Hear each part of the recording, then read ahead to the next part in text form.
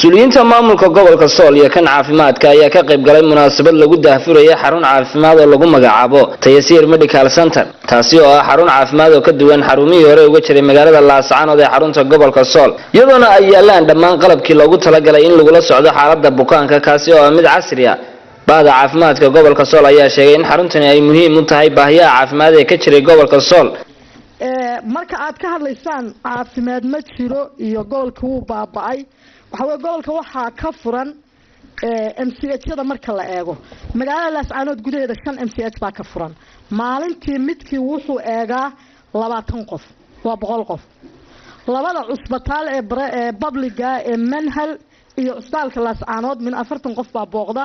marka tirada macnaha numberka ugu dhow ee qiyaaseed weeye la qiyaaso halkaasuna waa 80 180 waxa laga yaabaa goobaha barayfadada inay iyagana boqol booqato 280 ka qof baahidooda caafimaad maalintii waa la ka fargareeyaa shayga idin muuqda ee idin ka qaylaalsinay reer Laascaanood waa qof emergency salaanka bacdi runtii haddaanu nahay wasaaradda caafimaadka ee gobolka waxaanu si buuxda u soo dhaweynaynaa cisbitaalkan oo uu furay Dr. Yuusuf inaan isbarbar taagno si kaliya laaba wax allaale wixii facilities caafimaad u baahan inaan u qaban doono baanu rajaynaynaa dhammaan mas'uuliyiintii waxgaradkii ka qayb galay munaasabadan ayaa ku dheeraaday ahmiyadda ay leedahay furitaanka xaruntan cusub iyagoona ugu baaqay qurba joogga inay ka qayb qaataan dhismaha wadankooda sida wanaagsan ee aad u sharaxday qaabka ku talagalkaagu ahaa sida aad macnihii u fikirtay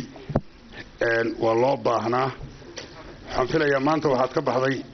qoladii la oran jiray qurba joog maanta waad ka baxday qurba joogii waad ka baxday maanta waxaad tahay deegaan waxaad tahay gobolkaagii baad joogtaa waxbaad ku soo kordhisay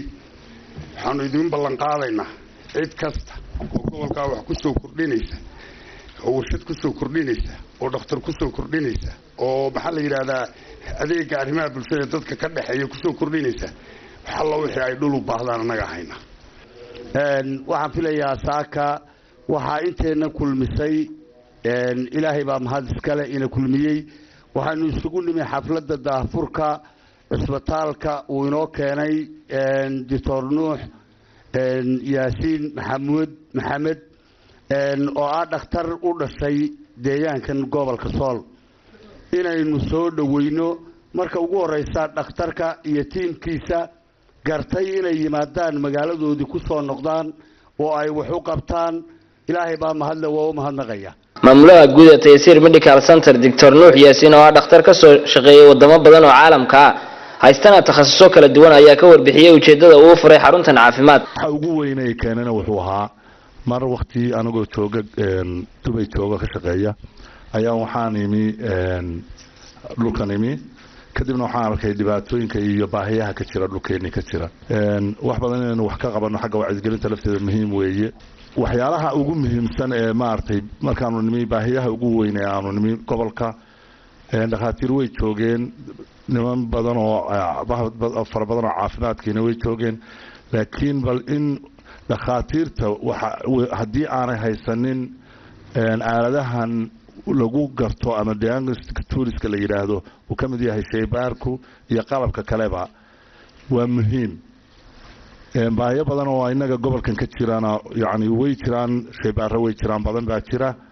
bal wixii aanu ku kordhin karno ee ka dhiman inaanu bal iyagana aanu keenno waxaan farxad weyn inoo ah inaynu maanta daahfurno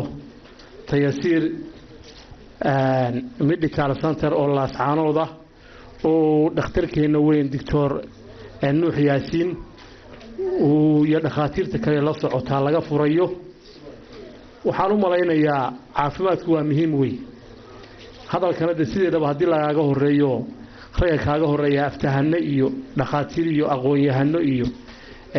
cuqaal iyo guurtiba ay yihiin intii aad oran lahayd iyagu ay yiraahdaan waxa weeye waa intii hore weey waxba noloma reebin Samiir Saciid bila telefishka madaxa bannaan ee bulsho Laascaanood.